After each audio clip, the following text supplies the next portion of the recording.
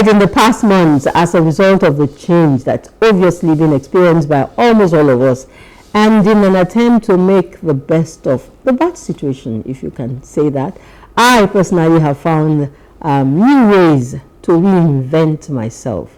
Now, what do I mean by that? What is it that I'm doing? Well, I made a commitment to read one book, one good book, a bestseller book, one every 2 weeks, John. That's my new decision, and I am really benefiting from it. All right, so that's 2 books in a month. I see you're happy about it. I am. That's a wonderful decision, I must say. I guess that would be to debunk the belief that if you want to keep any information from a Nigerian, put it in a book, so they can't hide anything from you now. Not at all. Since you started reading. Yes, sir. Exactly, John. Now, the book that I'm reading at the moment keeps me, burning with the expectation and assurance of becoming the very best that I ever can be. All right? So, hello there, and welcome to an amazing time with us. I assure you of a most rewarding 90 minutes with today with John and Helen on Plus TV today. I'm Otunba Helen Odeleye, and it is, Yes, it is. It's a weekend family show on Plus TV. I'm sure that's what you wanted to say. True. On PlusTvAfrica. And I am John Senaya. I welcome you to another edition of Today with John and Helen Live. We have a bumper package for you today, I assure you. The bumper package, I also assure you, yes, we do. And we shall lay it all out when we return from this very quick break. So make sure that you do not change the channel, and we'll see you in a bit.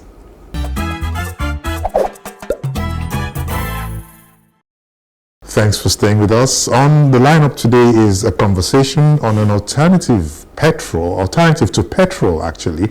That's talking about CNG car conversions. A management consultant, Otunba Gbemi Oyeneyin, brings us up to speed on all that we need to know. Exactly, and you're the one who's always correcting me about Nigerian name. So what's Gbemi? It's Gbemi. Then we shift to another alternative. Yeah, I gave you that this morning. We shift to another alternative and stress relief, which is laughter, stand-up comedy, and more with the Queen herself, First Lady comedian. She will join us as our second guest. Yes, and that's not all. Our final guest, who's a lawyer and a human rights activist, Chinyere Nana Madre Keonwo, joins the conversation to speak to the topic, A Generation at Risk, Drug Abuse and Our Future. And as usual, there shall be some spicing here and there, including the nugget from him himself, John. Nugget for the public speakers and those who are, trying to learn to be good leaders. So John will give us that at the appropriate time. And wait for it, I shall be sharing a line or two from the book that I talked about earlier on, I'm reading now, which is giving me so much leverage and peace of mind. And that's very obvious. Yes. This is a must-watch edition, I assure you. And so let's get ready to launch with... we're launching. Don't go anywhere. Do we take a short break, or we just launch into? Yeah, so we can bring in the first guest. Okay, we take a break. We'll launch with a break. Let's take a very quick one. Don't go anywhere.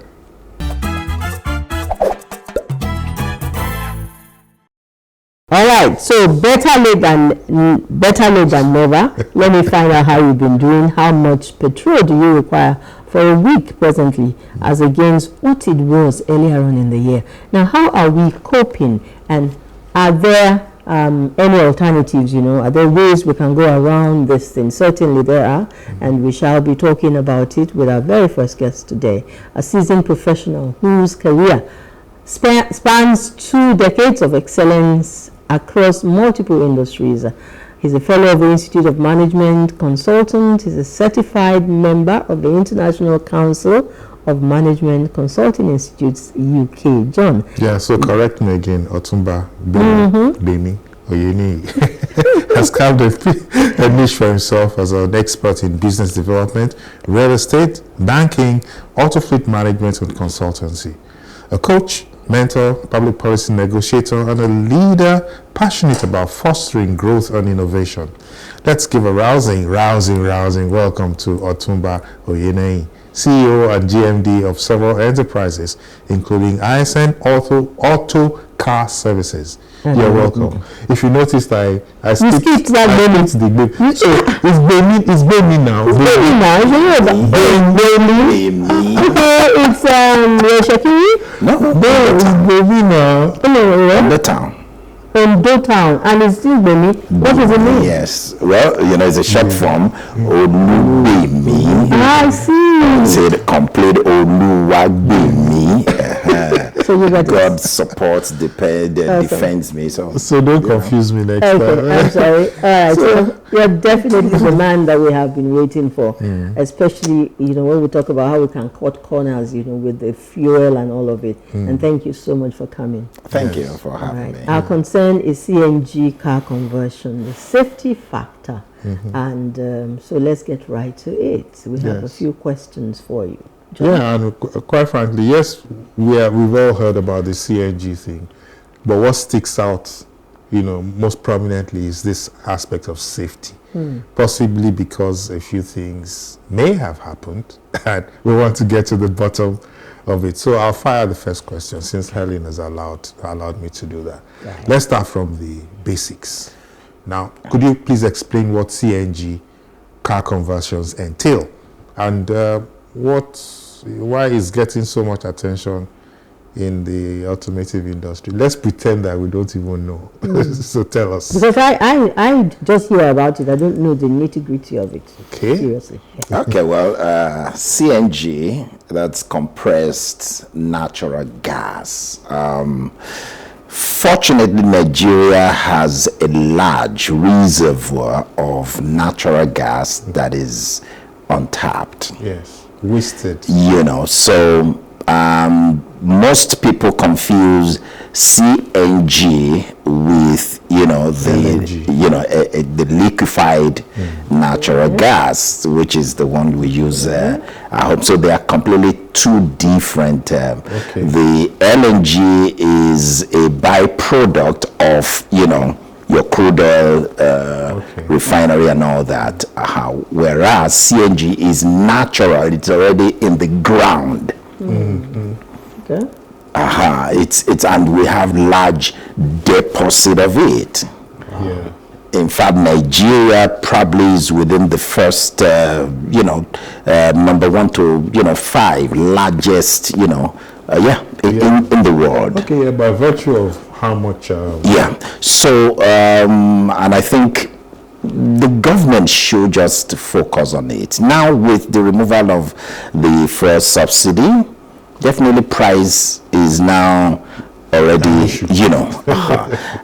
the government has already put up a plan, a structure, to be able to have this CNG conversion and all that in place. Already, there are few, stations that people can actually go to get the CNG. I'm sure we'll come to that. Yes, because what you were saying, we have loads and we have a lot of that the deposit. What really comes to mind is like, why are we just waking up to its availability? Why have we waited until this point in time to explore it? Just the same way we have good arable lands and then we refuse to farm. Yes. Okay. Yeah, so it's just the same attitude that until we are pushed or situations get so terribly bad that we now focus on what we should have focused on 30 years ago. Okay. All right, so what are the advantages of converting my car, for example, to CNG? It's just simply cost. Okay. Now, on average, if you live and work in Lagos, you will spend nothing less than 50,000-60,000 on petrol every week. Yeah. Just being conservative. You're probably not on the road every day. I'm just saying being conservative, just and then meaning you're using a vehicle that is just 4 plug, not 6, not 8. So just an average. So meaning in a month on petrol alone, you are spending 200,000 plus, and then you are just driving maybe a Camry. Just it's basic. So you can imagine if you have maybe a Land Cruiser that is 8-plug, so just multiply that, and then so meaning in a month you are spending 400 to 500,000 on petrol alone. That's unsustainable. So, but if you are using if your vehicle is already converted and then you are using CNG, you might be spending in a whole week, you might spend 10,000 naira. Okay, sounds so good. It's that crazy. But that transition is another thing, the conversion. It's that crazy. Now, go ahead. You want to say something? Now, I was going to say that what bothers me, as you speak, I liken it to this alternative power.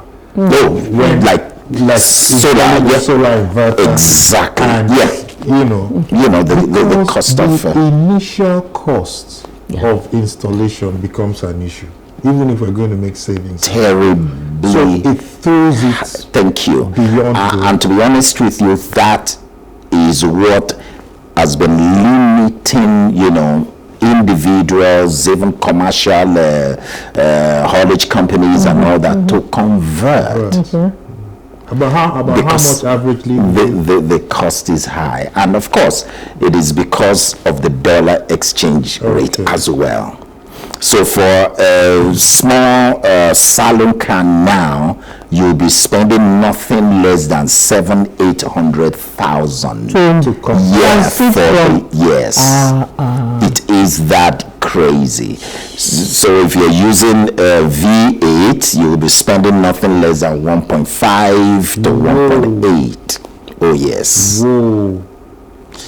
Now, and I think this is where the government should, in fact, I was discussing with some group a few days ago, even if the government want to subsidize all the savings we are making from the subsidy removal, the government can use that to at least get these, pay 100,000, go to some centers, get your, and the beauty about the CNG conversion also, it is biofuel, so meaning you can still use your petrol. It's just a switch. So if you want to use your CNG, just like your solar, yes, it is exactly. So if you are traveling and then maybe your gas finish, you switch to the petrol. Wow. Yes. So it's that is that so easy that there is no big deal. Now the only area is that the conversion should be handled by qualified, professionals and maybe registered garages and all that. So just the safety aspect of it. I'm sure, Helen, you wanted to ask us. Safety, and then looking at the logistics, looking at the practicability of all of this. Some time ago we were told that a few petrol stations somewhere in Abuja or some parts of the country were already, helping us. A few centers have been set up to assist people do, and XY number of vehicles are already converted. But eventually we found out that was just talk, not practical. So were they looking at the safety, the cost is there, the safety aspect is there? Talk to us about how safe even is this.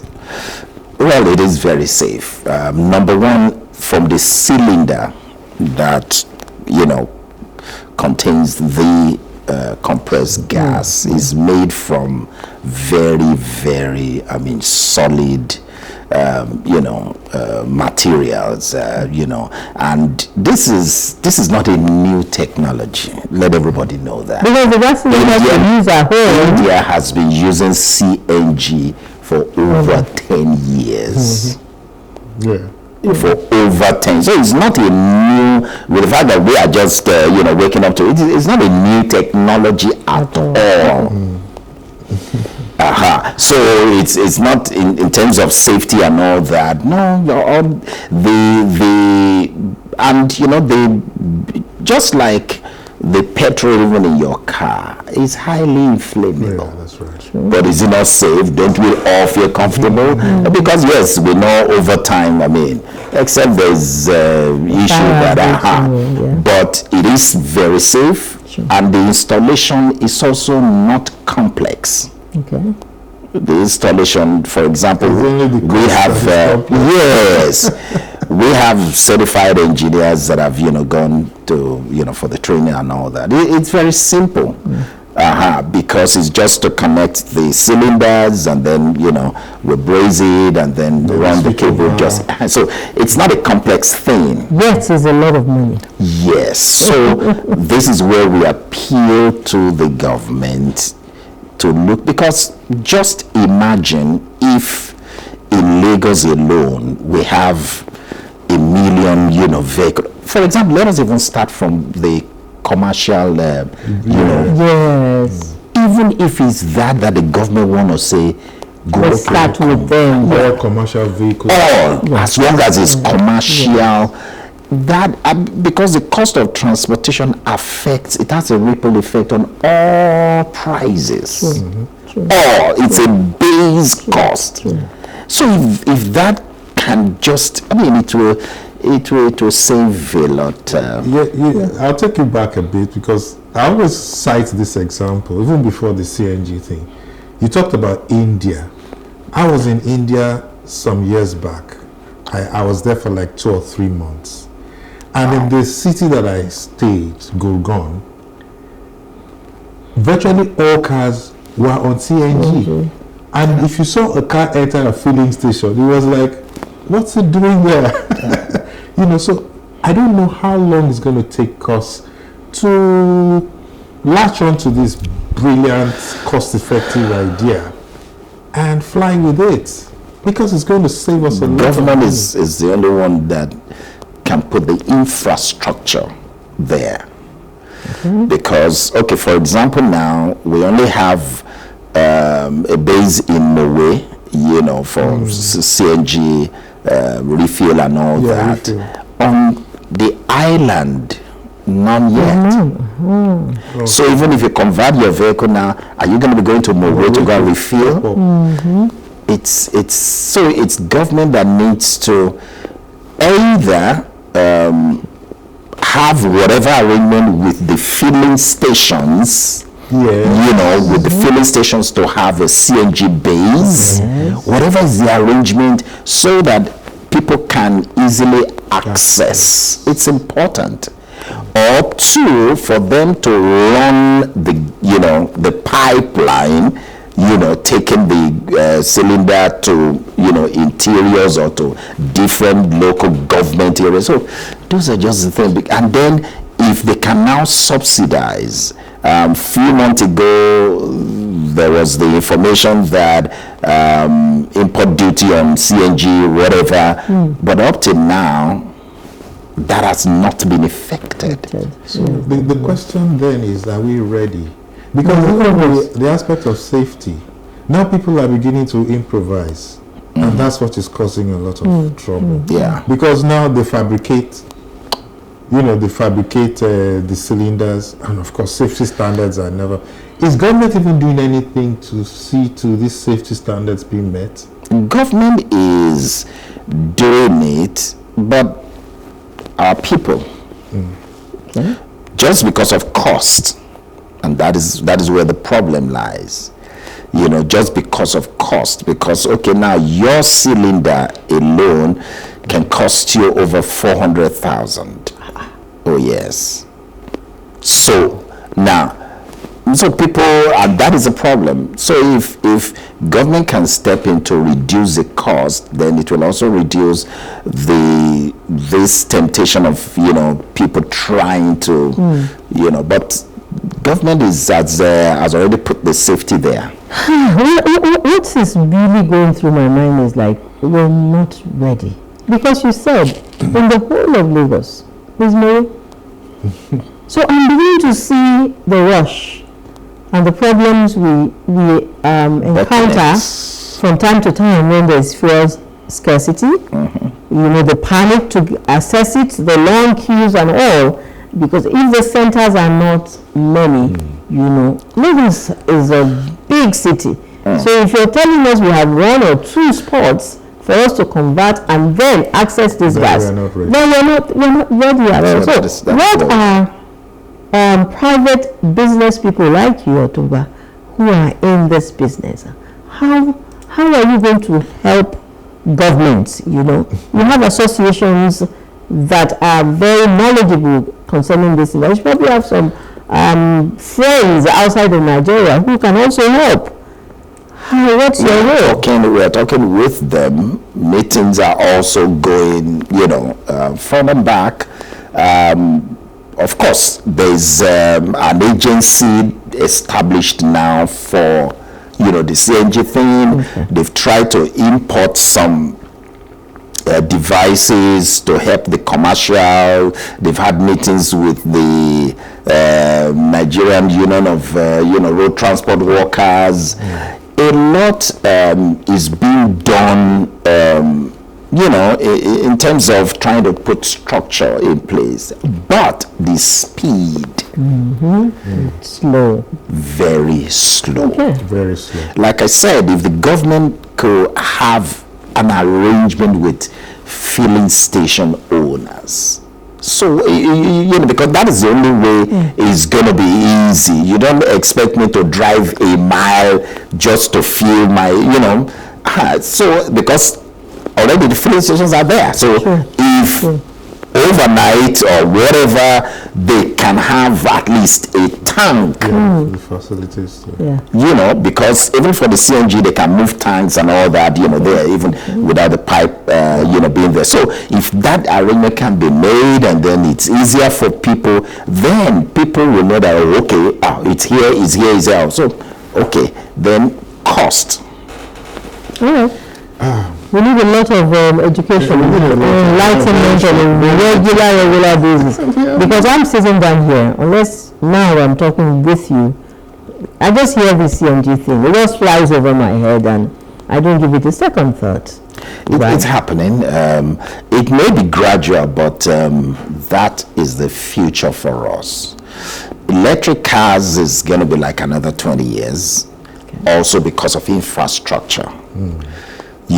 Because yes, even if you buy your electric car today, you want to charge it. Yes, how many charging points? A subsidiary of Rwanda tried to do some stuff. Even they put up a charging station along Gadiola, Odeku and all that. But for how long then? So infrastructure, in terms of infrastructure for electric cars, we've not even started. And for a private company to take up the initiative to do that nationwide, that's going to be a kill. Okay. So one word to give us some hope. Just one word as a wrap-up. CNG for us, for Nigerians, it's the future, is the next thing for car owners. And like I said, the cost is quite, you're going to save nothing less than 80% of your current cost. If you are able to afford the initial cost. Yeah. So, what? Other than we need to be more intentional about this. It's something that we have to do. And it couldn't have been better put. So I want to thank you. Thank you, for coming on the show. Yes, it's been a short, but hopefully we will have you back again to see how much progress. Definitely to also give more awareness and all that to people, and then where people can actually go, and all that to get it done. And Helen, I didn't tell you he's a fellow Rotarian. I know you said it before. We'll hand over this show to the Rotary Club very soon. No problem. So they're ready to have a special segment that you will pay for 10 minutes every week. No problem. So have this conversation with, Okay, thank you. We now have a first-hand information on the alternative, which is CNG. Thank you so much. Thank you for coming on the program. I believe that many people, myself inclusive, will think more seriously about this option and probably begin to read more about it and get more information and pass on the information to others. Oh, yeah. Yeah? Thank you so much. All right, we shall take another break. When we return, our next guest will be First Lady comedian. I hope she's here to share her experience in this male-dominated enterprise. We will be back. You're watching Today with John and Helen live on Plus TV.